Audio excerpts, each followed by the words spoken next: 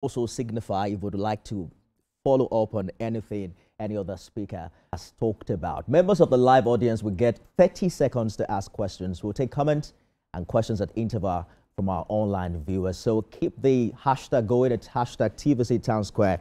Remember to tag at TVC News NG and at Nifemi Oguntoye. To keep the conversation sharp, inclusive, and spontaneous, I would respectfully interject if I think you're spending too much time. So thank you so much in advance. Once again, please put your hands together for my panelists. I'd like us to begin with something really light. I think it's only Kadaria that has her age online. I tried checking every other person. I wanted to know if we have someone on the panel who is older than Nigeria 65. Mr. Ogunya, you're my prime suspect. You're not. You're dead wrong. Absolutely. So it speaks to the heart of our conversation, because on 1st October 1960, the streets of Lagos and beyond were filled with jubilant crowds, people who were quite excited because at the back of their mind, they are thinking independence meant dignity, it meant opportunity, and a country that they can really be proud of. I'd like us to begin by exploring what you think if those people are looking back today, 65 years after. Do you think they'll be proud? Do you think Nigeria, where we are right now, is close to what they hoped for on that very day? Ladies first, right? Let's begin with Kadaria. Start with her. The answer is no. I don't think the people we call our founding fathers, Sardauna of Sokoto, Awolowo, Chief Awolowo, Zik, and all the people who fought for independence from the British imagined that this was the Nigeria that they were fighting for. Let me interject you for a minute. Yes. We're streaming live Mr. President's speech at the National Art Theatre, right?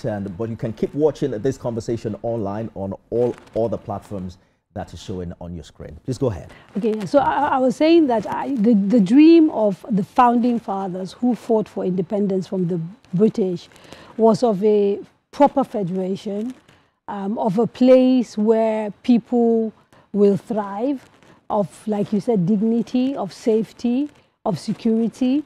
But beyond that, they actually had really big dreams that went beyond Nigeria. They also thought that Nigeria was positioned on the continent as the biggest black nation on earth, to not just drive changes on the continent, but also to help diaspora black people to gain their dignity globally. And I think everybody will agree that where we are today is not exactly where they thought we would be 60-something years after independence. Having said that, I always tell people that nation building is not a one-day job. You know, it's not a short-term thing that you do. Indeed. 65 years is a very small country in the larger scheme of things. And I think it is the reason why there are many people who remain hopeful about Nigeria, because they're looking at just how many years have we spent versus, you know, maybe democracies, say like the United States, that are over 200 years old. And yet we're watching them go through, if you like, a reckoning, because their own foundation, very similar to our own foundation, was not properly set.